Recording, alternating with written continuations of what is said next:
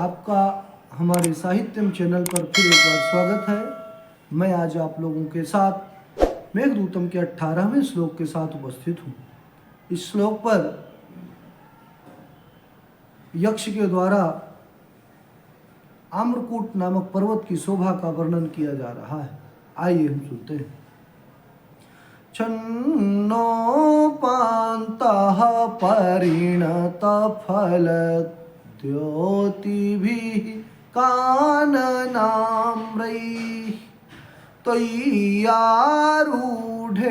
शिखरमचलः स्निग्धवेणी सवर्णे नूनं यास्यत्यमरमिथुन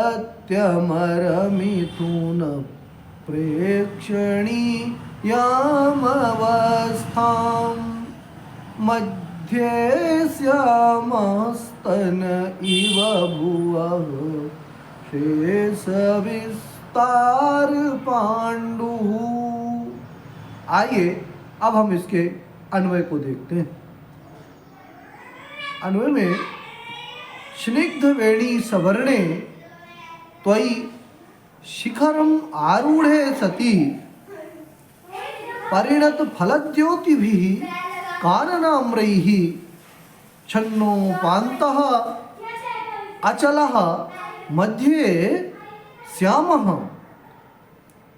शेष विस्तार पाण्डुः भुवः स्तन इव अमर मिथुन प्रेक्षणीयम अवस्थाम नूनम यास्यति।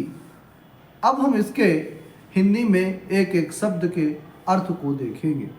तो स्निग्ध वेणी सवर्णे, स्निग्ध वेणी सवर्णे, स्निग्ध माने होता है चिकना, वेणी माने होता है बालों का जूड़ा, सवर्ण माने होता है समान, चिकने बालों के जूड़े के समान।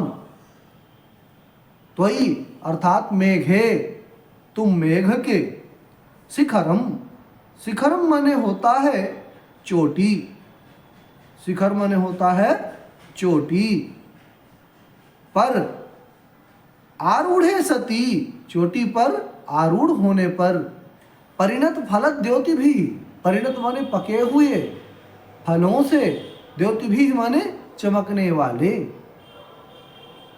काननाम्रैः, काननाम्रैः अर्थात कानन माने होता है जंगली, आम्रैः माने आमों से, जंगली आमों से, छन्नोपान्तः माने ढके हुए उपांत वाला, उपांत माने बगल में, तो ढके हुए उपांत वाला, अचलः, अचलः माने पर्वत, आम्रकूट पर्वत, मध्य, मध्य माने मध्य में, मध्य श्यामः, श्यामः माने काला अर्थात श्याम वर्ण वाला, शेष विस्तार पाण्डुः, शेष अर्थात विस्तृत भाग में, विस्तृत भाग में पीला होकर, भुवः, भुवः माने पृथ्वी के, स्तन इव अर्थात स्तन के समान, अमर मिथुन प्रेक्षणीयाम, अमर मिथुन माने देवयुगलों के द्वारा देखने योग्य अवस्था को, नूनम माने निश्चय ही, यास्यति माने प्राप्त कर लेगा। आइए अब हम इसके हिंदी अर्थ को देखते हैं।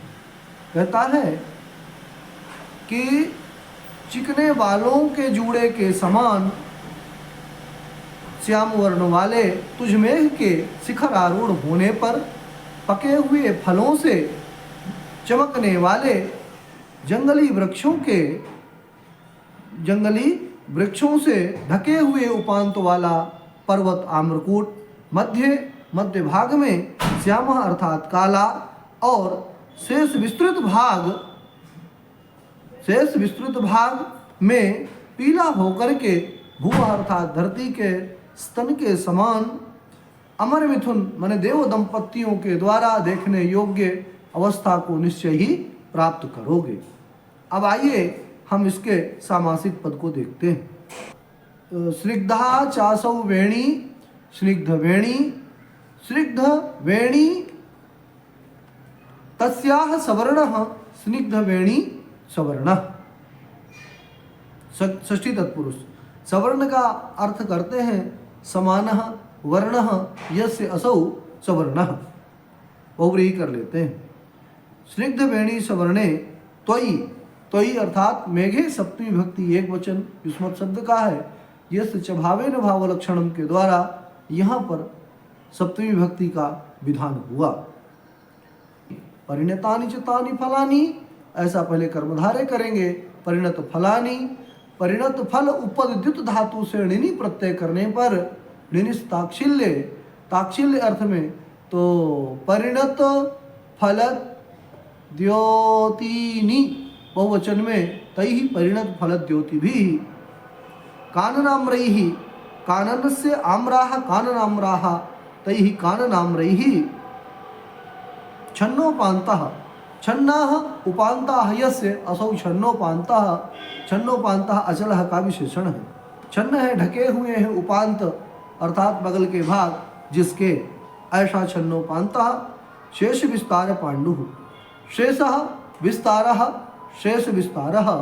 तस्मिन् शेष विस्तारे पांडुः, शेष विस्तार पांडुः, ऐसा विग्रह कर लेते हैं।